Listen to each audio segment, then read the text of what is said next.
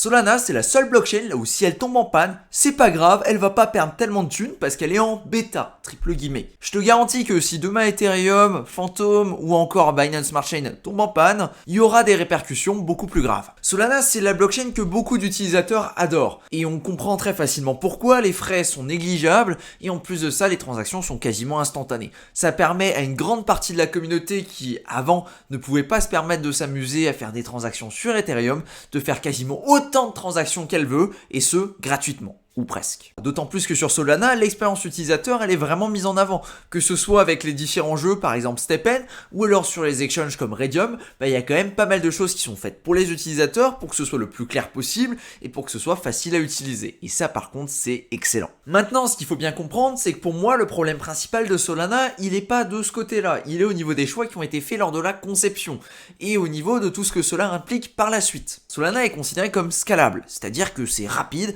ça permet à pas mal d'utilisateurs de débarquer, de l'utiliser assez facilement, il n'y a aucun souci là-dessus, mais ça implique qu'il y a des soucis soit sur la décentralisation, soit sur la sécurité. Au niveau de la décentralisation, il suffit d'aller sur leur site qui permet de voir les validateurs et on a environ 2000 validateurs. À savoir que c'est pas encore suffisant parce qu'on l'a vu il y a pas si longtemps que ça, la blockchain est encore une nouvelle fois tombée en panne et ça arrive quand même assez fréquemment. Alors fréquemment par rapport à quoi ? Par rapport aux autres blockchains qui ne sont techniquement jamais tombées en panne. Ensuite, je tenais à mettre en valeur les choix qui ont été faits lors de la création du token parce qu'il y a une grosse partie du token qui se retrouve dans les mains soit d'insiders, soit de la fondation derrière. Et on n'est pas sur des parties négligeables, on est sur des parties qui sont largement supérieures à la moyenne, notamment avec 60% de l'argent, enfin des tokens Solana qui sont du coup dans les mains de la fondation ou alors d'insiders.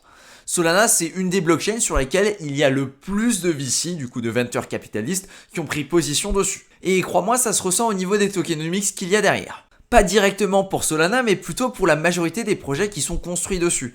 Il suffit de regarder la quantité de tokens en circulation et la quantité totale qui pourrait être mintée un jour pour se rendre compte que la majorité des tokens sur Solana fonctionnent sur des business plus ou moins douteux. Regarde juste le fameux StepN, à l'heure actuelle, il y a 600 millions de tokens qui existent, mais à terme, il y en aura 6 millions. Pour comprendre à qui bénéficie la dilution des capitaux, il suffit d'aller sur le site de StepN et là il y a un petit graphe très joli qui t'explique que 15% des GMT du coup vont être distribués à la team par la suite. Sans compter tout ce qui est dans l'écosystème et la trésorerie qui représente quand même 30%, ce qui est plutôt important. Il suffit de continuer et de regarder la majorité des protocoles qui fonctionnent sur Solana pour se rendre compte que c'est exactement pareil. Raydium, on a environ un quart de la circulation qui est existante et on a encore donc les 3/4 qui vont être produites. Solend, on a 23 millions à l'heure actuelle et on va avoir un maximum à 100 millions, du coup 1 x 5. Et Serum, on a 372 millions pour un maximum à 10 millions, du coup 1 x 3 encore. La raison pour laquelle je mets ça en avant, c'est que ça donne pas envie à quelqu'un qui regarde les statistiques d'investir dans des projets qui sont sur Solana parce que les personnes savent clairement qu'elles vont se faire diluer et pas qu'un petit peu. Et pour moi, clairement, c'est un frein. Pour rester sur les tokenomics et la DeFi, est-ce que tu as vu le graphe de la TVL sur Solana ? C'est la quantité totale d'argent qui était bloquée sur tous les smart contracts. Autant te dire qu'il y avait des sommes assez importantes, il y avait jusqu'à 10 milliards qui étaient bloqués dessus. Savais-tu ? Et on l'a découvert que très récemment, que 7,5 milliards sur ces 10 milliards étaient gérés par une équipe de 10 personnes. Littéralement. C'était 2 mecs qui se sont fait passer les uns pour les autres et qui au final étaient les fondateurs d'une dizaine de protocoles. Et ça a eu un rôle majeur dans le fait que Solana a pu prendre pas mal de valeur parce que les gens se sont dit « Putain, il y a du monde qui a débarqué sur Solana, il y a énormément d'argent qui est bloqué sur les protocoles, moi aussi je vais venir. » Bah non, finalement c'est des trucs qui étaient plus ou moins truqués avec Solana et surtout avec DeFi et Llama qui comptaient en fait la TVL dans différents protocoles alors que la TVL n'était que dans un seul. Oui, les mecs étaient extrêmement smart parce qu'ils ont quand même réussi à 2 personnes à faire croire que Solana c'était un écosystème vivant là où il se passait plein de choses. Alors que pas du tout. Et ce genre d'article, ça me permet quand même de réfléchir. Et ça met en avant le fait que la TVL, du coup cette stat qu'on considérait tous comme inviolable et valable, malheureusement, elle est pas si fiable que ça. Preuve, 2 bonhommes ont réussi à faker 75% de la TVL de Solana. De la même façon que c'est très difficile de venir séparer les utilisateurs des bots, parce que les frais sont très très faibles sur Solana, et du coup, par extension, ça va venir attirer en fait tous les bots qui vont venir se dire écoute, les transactions coûtent rien, viens on va faire des transactions. Je tiens également à briser un mythe qu'il y a aussi sur Solana. Parce que oui, Solana ne fait pas autant de transactions qu'on dirait qu'il est en train de faire. Parce que si tu vas sur l'Explorer de Solana, on va te dire très fièrement, Solana est en train de faire 3880 transactions par seconde. Waouh, c'est énorme! Ça fait vraiment beaucoup. Maintenant, quand tu regardes les stats là derrière, eh bien en réalité, sur ces 3800 transactions, il y en a 90% qui sont des transactions de node à node, du coup des transactions de vérification, et ces transactions-là, ce ne sont pas des transactions faites par les utilisateurs, c'est des transactions de node à node. Ça existe également sur toutes les autres blockchains, mais absolument aucune autre blockchain les prend en compte parce que ce ne sont pas effectivement des transactions. Du coup ici tu as la véritable valeur sur Solana FM et il t'explique effectivement que ce sont les transactions, mais quand on exclut les votes. Les votes c'est ce qui permet aux différentes nodes de se mettre d'accord de qui c'est qui va gérer la transaction et de qui c'est qui va venir la valider. Alors oui, il y a un delta assez important entre 381 et 4356. 1, 2, 3. Et après, suite à ça, tu prends en compte le fait qu'une bonne partie de la blockchain doit être tournée par des bots parce que finalement, les transactions sont quasiment gratuites et c'est le cas sur d'autres blockchains. Alors pourquoi ce serait pas encore plus le cas sur Solana? Et tu te retrouves à faire une vidéo comme ça sur Solana là où tu te poses effectivement pas mal de questions. Parce que je vais te donner une petite idée. Avec Jazzy du Discord, on s'est amusé, on a regardé les transactions qui ont été réalisées par des bots. Plus que ça, on a pisté des bots.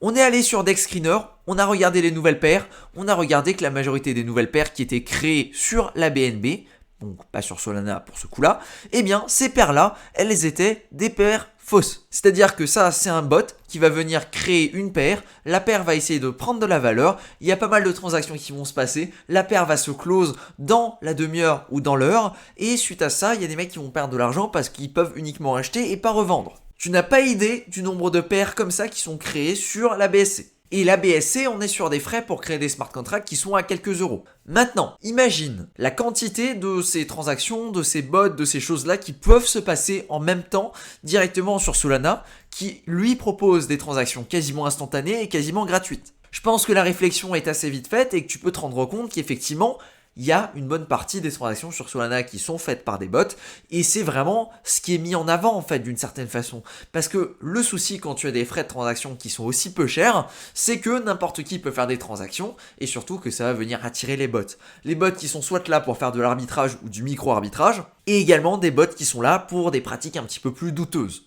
Et là tu vas peut-être me dire que l'écosystème NFT de Solana est florissant. Et on en revient de nouveau au même problème, c'est le fait que les transactions sont quasiment gratuites sur Solana, que ça va attirer des utilisateurs de faible qualité, du coup qui sont pas forcément là pour rester, ou qui sont beaucoup plus débutants que la moyenne, et qui ont moins de moyens. Qu'est-ce qui se passe alors? Eh bien il y a toute une économie qui va se créer sur les fausses collections NFT, qui vont venir créer des projets à l'appel, pour ensuite essayer de les vendre à ces personnes qui viennent de débuter dans le game des NFT. Ça se fait un petit peu moins en ce moment parce qu'il y a beaucoup moins de nouvelles personnes qui débarquent dans la crypto et que la majorité des personnes se sont déjà fait arnaquer au moins une fois, du coup comprennent comment ça fonctionne, mais c'est quelque chose qui était très actif ces derniers mois. Et là je lance pas que la pierre à Solana, mais c'est sur toutes les blockchains que ça se fait. Par contre, c'est quelque chose que j'ai particulièrement observé sur Solana, mais malheureusement j'ai pas de statistiques pour corroborer ce que je raconte, parce que c'est difficile de savoir sur 100 collections combien ont scamé les utilisateurs. À quel moment tu considères que c'est un scam et surtout quelles sont les données là derrière. Ça c'est encore plus enflé parce qu'à mon avis Solana va pouvoir véritablement attirer les débutants. Parce que Solana c'est des frais gratuits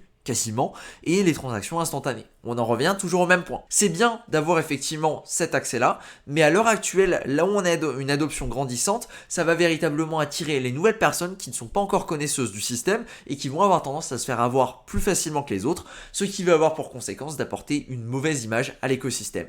Et Solana est un petit peu connu au niveau des NFT pour que les nouveaux projets n'ont pas une image si clean que ça. Voilà, maintenant tu l'as mon point de vue parce qu'on me l'a demandé assez souvent sur Solana ce que j'en pense. Tu as maintenant certains faits qui sont derrière, qui expliquent pourquoi je pense ainsi. Pour moi, Solana, c'est vraiment quelque chose qui existe pour attirer les nouvelles personnes et pour essayer de les dépecer parce qu'ils ne comprennent pas forcément comment ça se passe.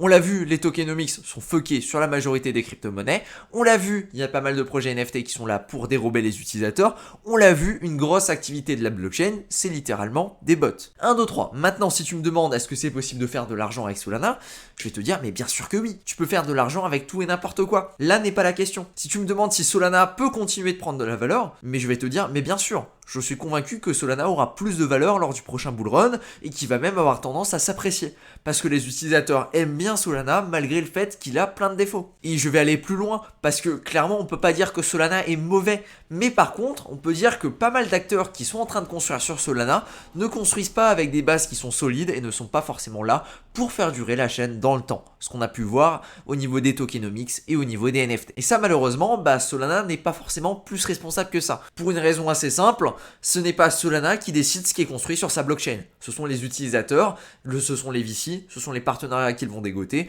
qui vont faire en sorte qu'il y ait plus ou moins d'activités et plus ou moins de choses à faire sur leur blockchain. Merci de ton attention sur cette vidéo.